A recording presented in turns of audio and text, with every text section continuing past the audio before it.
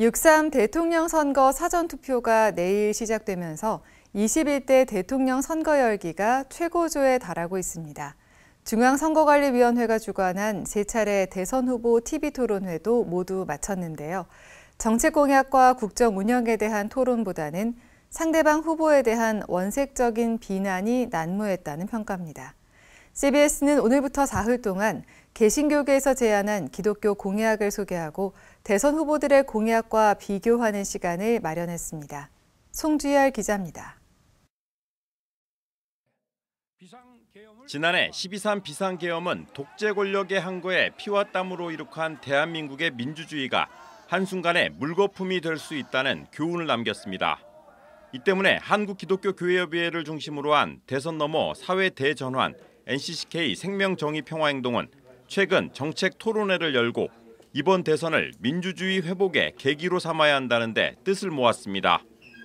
생명정의평화행동은 이와 함께 생명과 정의, 평화의 기독교적 가치를 담은 정책들을 정치권에 제안했습니다. 생명정의평화행동은 먼저 윤석열 정권의 강대강 적대 정책으로 퇴보한 남북관계 회복을 위해 친북, 반북의 이분법을 극복하는 사회통합적 대북 정책을 주문했습니다. 마음의 분단을 극복하기 위한 방안으로 교회 주도형 남북교류 확대, 문화 콘텐츠 개방을 제안했고 강대강 남북교착 국면 해소를 위해서는 시민사회와 정부가 투트랙으로 관계 정상화에 노력해볼 것을 주문했습니다. 이와 관련해 더불어민주당 이재명 후보와 민주노동당 권영국 후보는 대화와 협력을 통한 관계 개선에 중점을 뒀습니다. 한반도의 평화와 안정이 매우 중요합니다. 대한민국의 군사력 수준은 세계 5위, 그리고 대한민국의 국방비가 북한의 GDP 2배에 달합니다. 이런 강력한 군사력 위에 대화, 협력, 평화가 꼭 필요합니다. 한반도 위기를 조장하는 힘의 과실을 근절하고 북풍의 공포가 두 번 다시 반복되지 않도록 하겠습니다.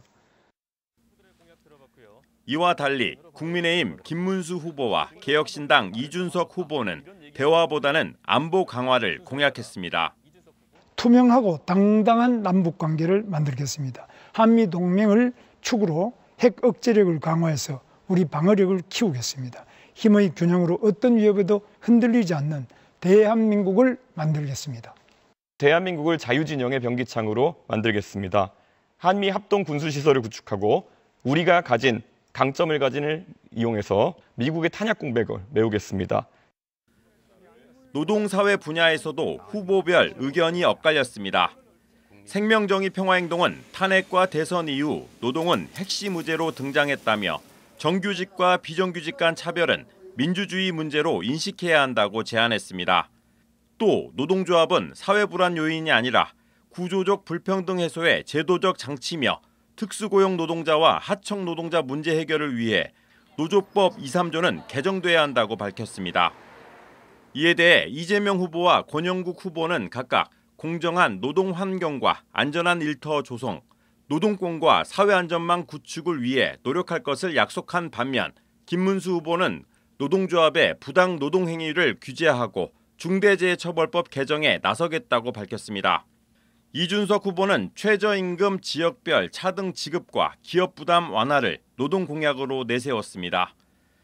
이 밖에 생명정의평화행동은 청년, 사회적 약자를 위한 노동권, 주거권, 이동권, 저출생 해결을 위한 구체적 정책을 마련해 줄 것을 제안했는데 후보들 대부분 청년, 사회적 약자들의 자립을 위한 정책 지원에 나서겠다고 약속했습니다.